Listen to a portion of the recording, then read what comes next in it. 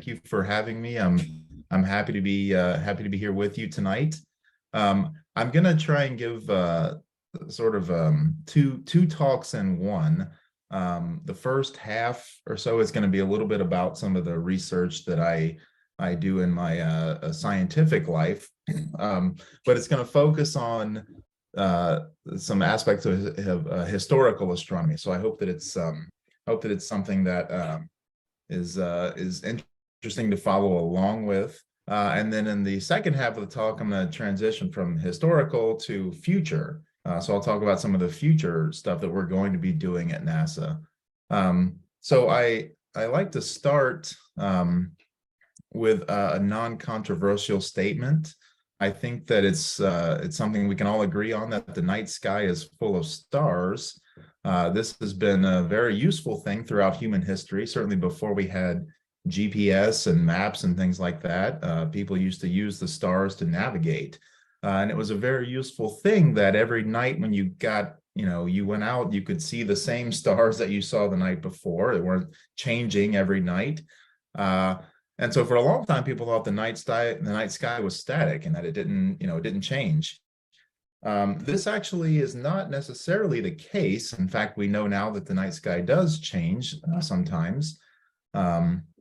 And in fact, some of you may remember this Time magazine cover from about 35 years or so ago in 1987.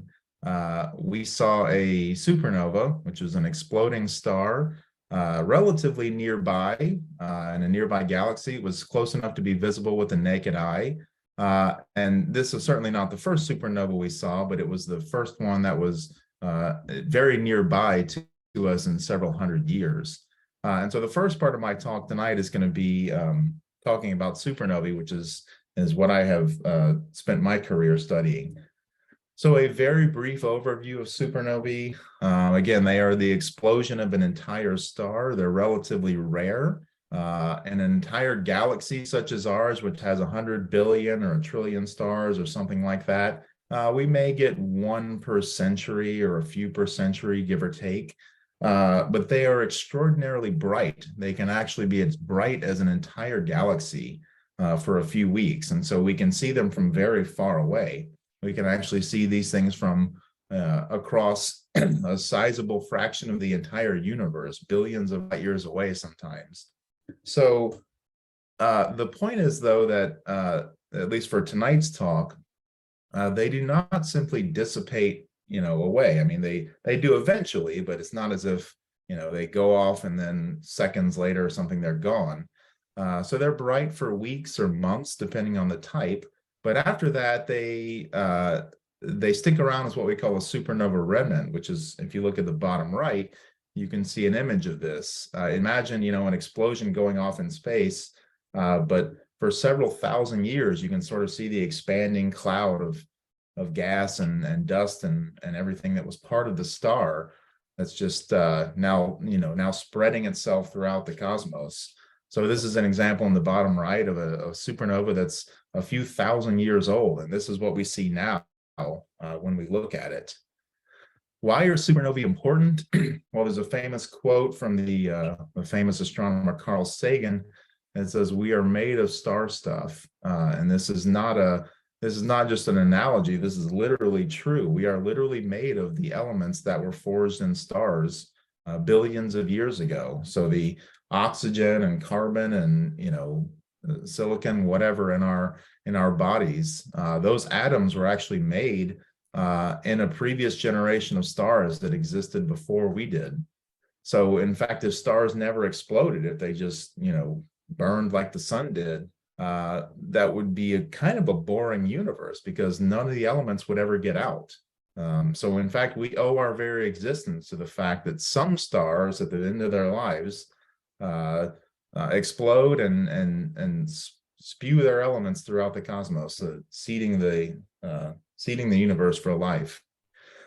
So these supernova remnants make for beautiful objects. All the images that I'm showing here are actually X-ray images. So X-rays are a form of light. They're a very high energy form of light.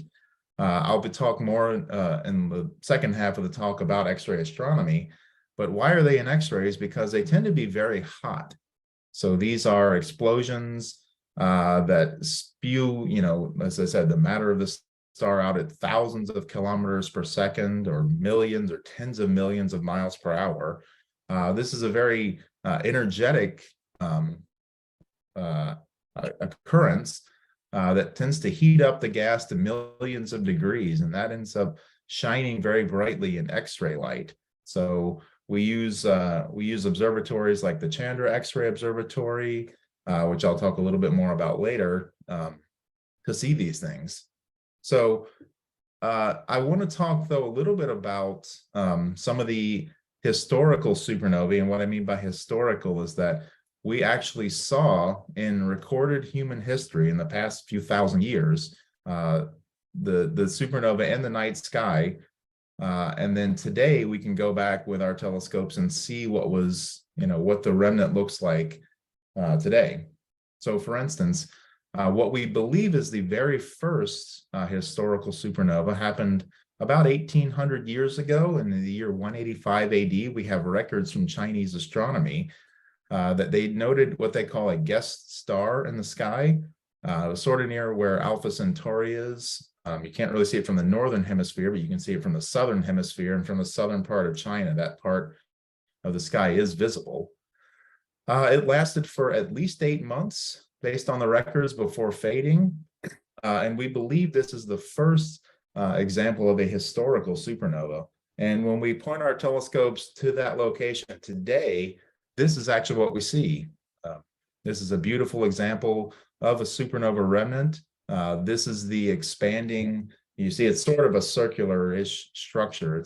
That's basically the expanding blast wave after almost 2,000 years of high energy radiation that we are now seeing in X-rays. And so in about 1,800 years, this has grown to roughly 100 light years in diameter. You can sort of work out the approximate volume of space that has overtaken, and that is hundreds, if not thousands, of star systems and potentially planetary systems have now been seeded by the shock wave and by the expanding cloud of ejected material from that supernova just in the past few thousand years. So, billions of years from now, that could potentially lead to the seeding of life on some planet, just as what would have happened, billions of years ago on our planet. So that's one example. Another example, and we actually have records from this from around the world, from Europe, from Asia, in the year 1006, we call it SN 1006.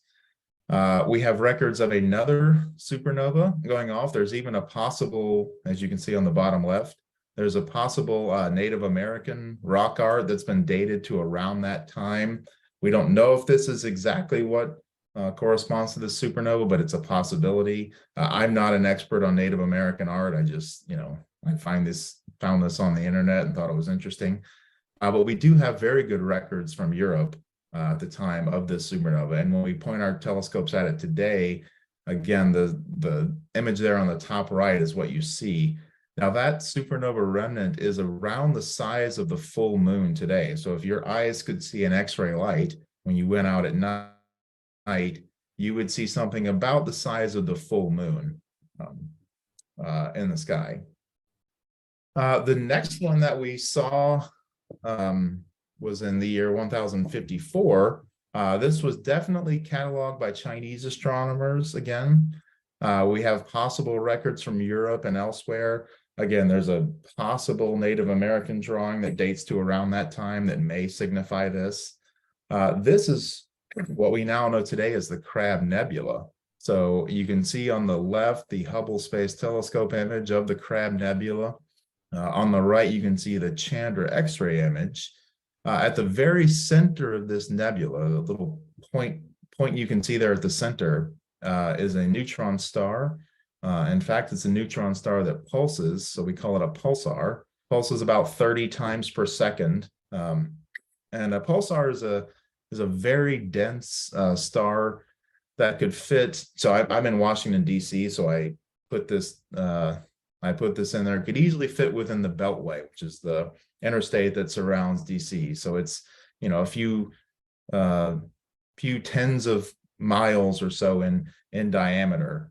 So this is a very dense collection of material. That's the entire mass of the sun contained within a few miles or a few tens of miles. And in fact, we can look at this, and if you look at this video, we can actually see this is a time-lapse video over years. So it's not in real time. This is many years compressed into several seconds. But we can actually see this thing sort of giving off this shock waves into the surrounding material. So I'll just let that run one more time. We actually see it in both X-ray and optical light. So on the left, we have the X-rays from Chandra. On the right, we have the optical emission from the Hubble Space Telescope. And we see this very interesting time-lapse movie. If we go forward a couple hundred more years to the year 1572, the famous astronomer Tycho Brahe observed a new star in the sky, Stella Nova, as he called it. This was actually a very interesting event in the history of astronomy, because this was sort of, if you think of 1572, it was sort of the Renaissance was going on at that point. Humanity was coming out of the Dark Ages. It was believed at that point that the heavens were fixed and unmoving and everything, and this was sort of a cataclysmic event that showed that, in fact, the heavens are not fixed. They do change.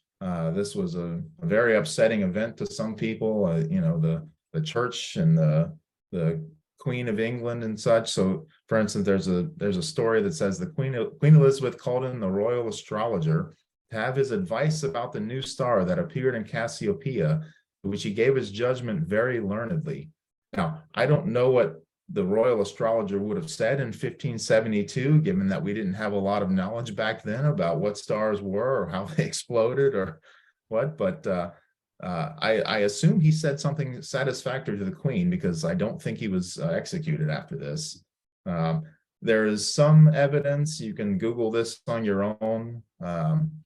There's some evidence that this may be the star referenced in the opening scene of Hamlet. This is around the time when Shakespeare was alive and was writing his plays. So you can Google that. I'll leave that as an exercise to the audience.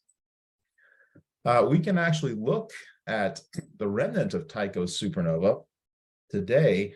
And in fact, this may be a little hard to see, but I think you can sort of see this as it loops around. This is a time lapse, and you can see the years in the top right from 2000 up to 2015. So this is a 15-year time lapse of us looking at the remnant of Tycho's supernova, and we can actually see it expand in real time, because this is, 1572 was about 450 years ago, but we've had telescopes in space for the last several decades, and we actually have the ability to look at this in real time and see it expand over the years. So finally, Johannes Kepler, who was a protege of Tycho in 1604, also observed the new star. If you see that drawing there in the center, if you look down at the foot of Ophiuchus there, you can see an N. This is Kepler's drawing. Kepler wrote an N there for nova, which just means new in Latin.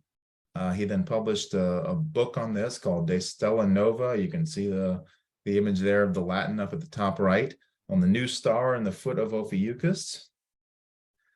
And if we look there today, we can actually see what we now call Kepler's supernova remnant. So this is a combined image from the Chandra X-ray Observatory and the Spitzer infrared telescope here. This one's interesting because this is the last confirmed historical supernova in the Milky Way. Now that's 1604. So I said supernovae happy about one every century or so. So we are in fact a little bit overdue for one. There have almost certainly been some since then that have just been too obscured behind the clouds of gas and dust in the Milky Way, but astronomers are we are always uh, awaiting the next galactic supernova, and generations of astronomers now, myself included, have been waiting for one to happen in our generation. So I certainly hope I see one. But yeah, this is certainly something that will be a very interesting event should it happen within our lifetimes.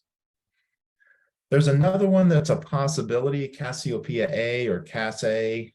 Has a possible link to a record in 1680. It's a little bit dubious. Historians are not necessarily convinced that this is a legitimate sighting of a supernova, but again, it's possible. So as I said, we're long overdue. I hope we get one soon, but Cass A, though, has been a very well-studied supernova. In fact, if you look at the image on the left, you'll see the X-ray image of Cass A from the early 1980s from what was called the Einstein Observatory. And on the right, you'll see the image from Chandra, the Chandra X-ray Observatory, which is the telescope up in the top right. That's sort of been NASA's flagship X-ray observatory for the last 20 plus years.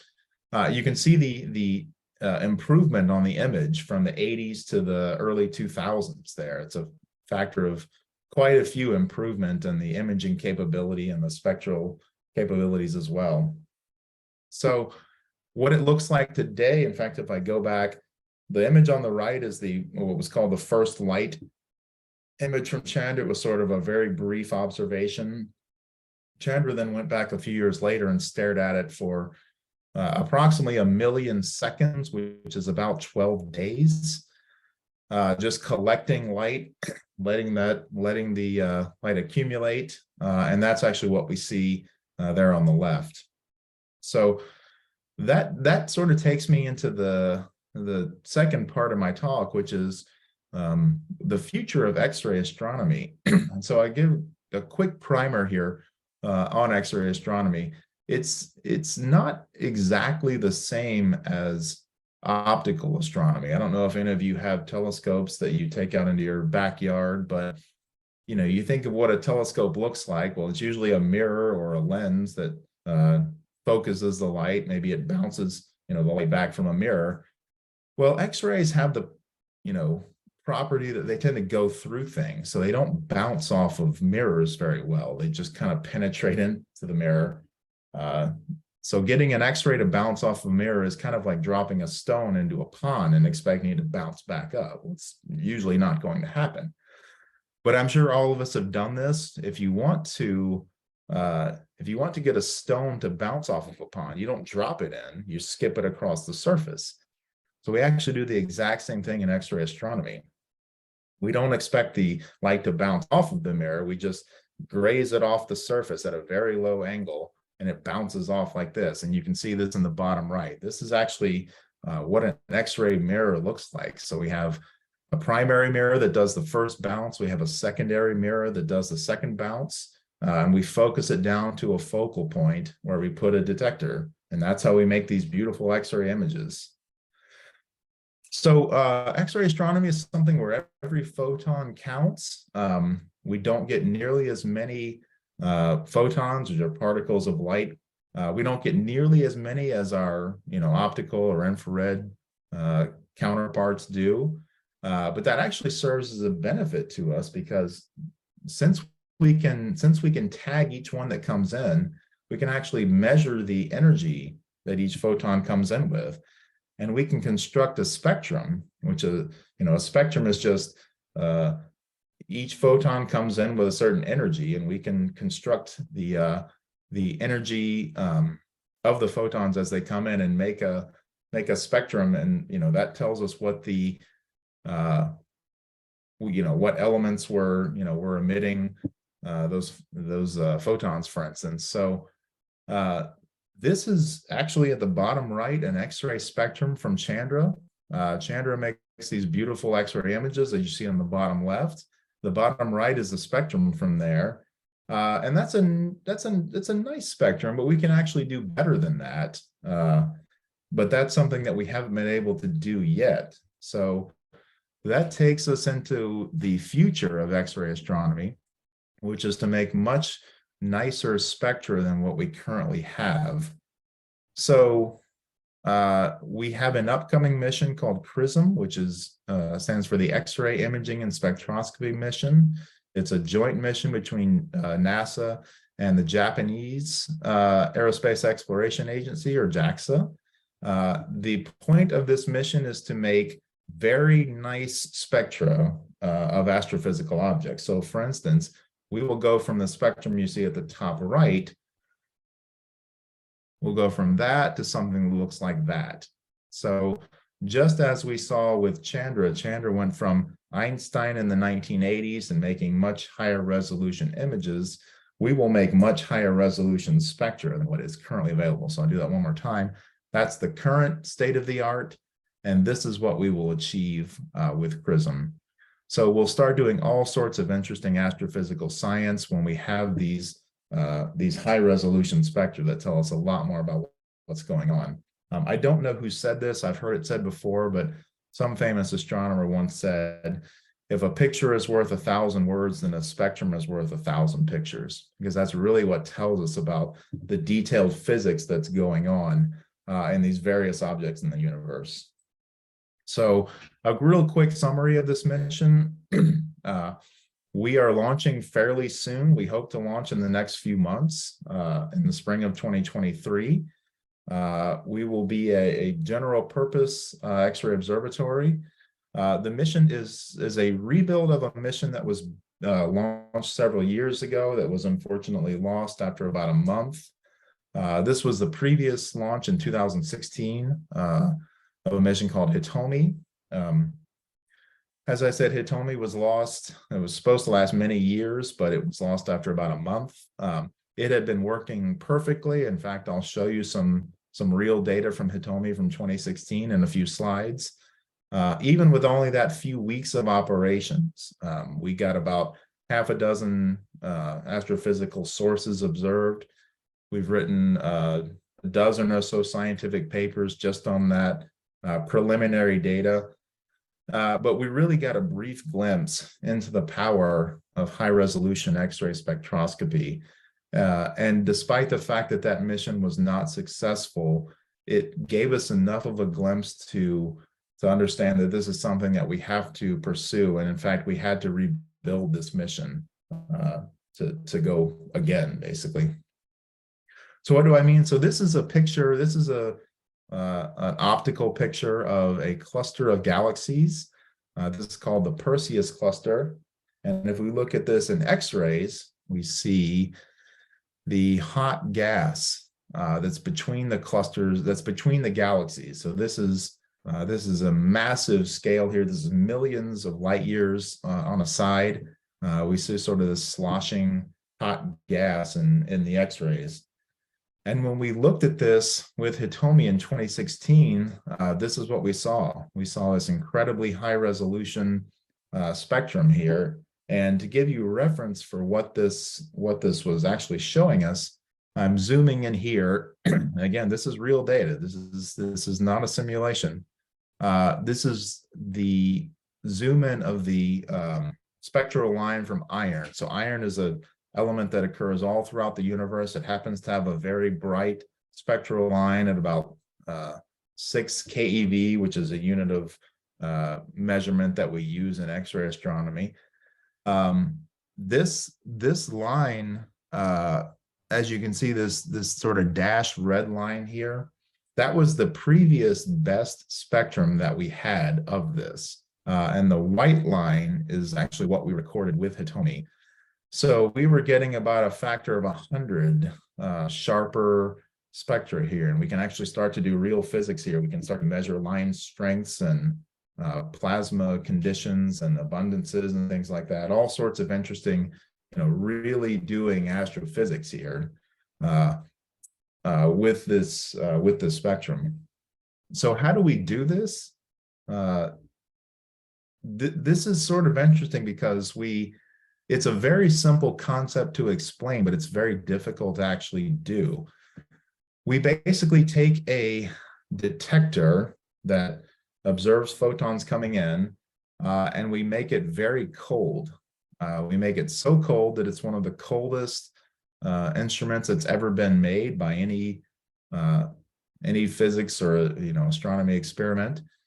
We are only a few hundredths of a degree above absolute zero. In fact, we're so cold that space is too hot for us. So we have to basically take a refrigeration unit into space to cool us down below what outer space would give us. Even though it's only a few degrees above absolute zero, that is still way too hot for us. So we take a refrigeration unit into space, cool our detector down even further, and we can actually measure single photons coming in, hitting this thing and heating it up just a little bit.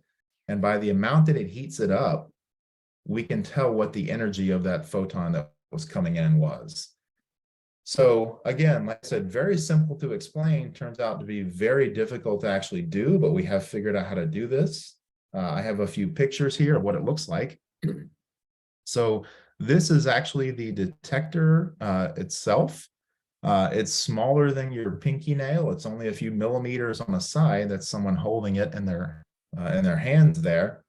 And we built this at Goddard. We delivered this to Japan, to the Japanese Aerospace Agency in November of 2019. I have a few more pictures here. In fact, I have a little video here. This is going to start as a picture. Everything you see around this is part of the cooling system that's designed to keep this detector cool. But what you're seeing here as we zoom in, and it's going to change over to sort of a cartoon picture, is the photons are coming in. They're going to hit the detector. You're going to see a little heat up and then cool down. Again, this is, of course, just an artist representation, but that's exactly what we're doing. We're measuring the heat that's imparted in just a few milliseconds of time. So that was way slower than what it would actually be. But in the heat that's imparted in a few milliseconds of time, we can actually work out what the energy was of those photons that came in. So I'll let that finish and then show you some more images of our hardware here. So here's what it looks like. This is an image of the, again, this is almost everything you see here as part of the cooling and refrigeration system that keeps this detector cold. The X-rays are coming in from the top. They'll go sort of down that tube at the center. The detector is probably, I don't know, 3 or 4 feet below this. Here's a picture of some of our colleagues working on this. So you sort of get a sense of how big this thing is. It's probably about a meter on a side, the entire Dewar system that keeps this thing cold. There's a picture of as we were going through testing, what it looks like. Again, this is probably a meter on a side and maybe 4 or 5 feet tall. But everything you see there is designed to keep the detector very cold. And when we get into space, obviously the wires that are attached to it are part of the ground. They're not going to go, but everything that's within that steel cylinder there at the center, that goes onto the spacecraft, goes into space, and the entire refrigeration system has to operate autonomously. We also have a second instrument on board. It is a very wide field of view imager. It's not meant to make, spectacular pictures like Chandra makes, but it is a very wide field of view where we can take, large images of the X-ray sky. So how do we do this? I showed this earlier, when you use, it's like skipping a stone off of a pond. The X-ray mirror assembly, it might be a little blurry here. I apologize for the blurriness of this picture, but this is actually 1/4 of one of our mirrors. And you can actually see there are just nested shells. There are over 200 nested shells there that the X-rays come in through and just graze off of that. So there are 200 nested segments in that quadrant.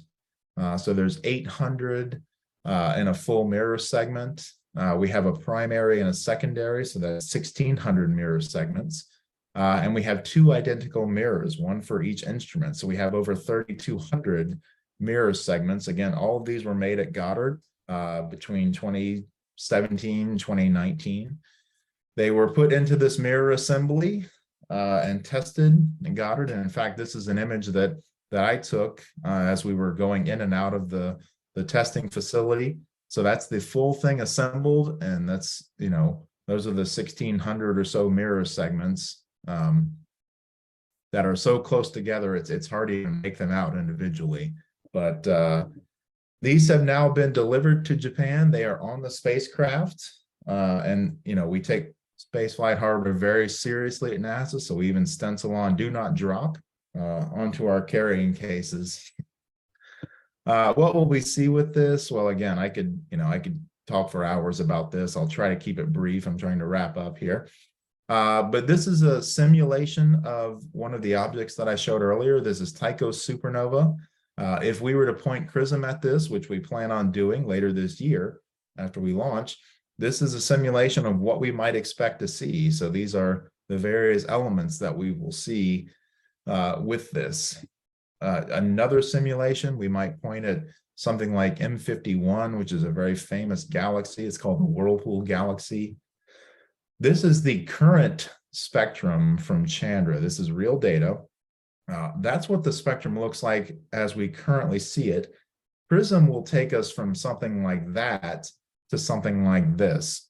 And I've overplotted the old blue data there. So you can see this is going to be, you know, a factor of 100 or so better than what we currently have. So really state-of-the-art science that we can do with this.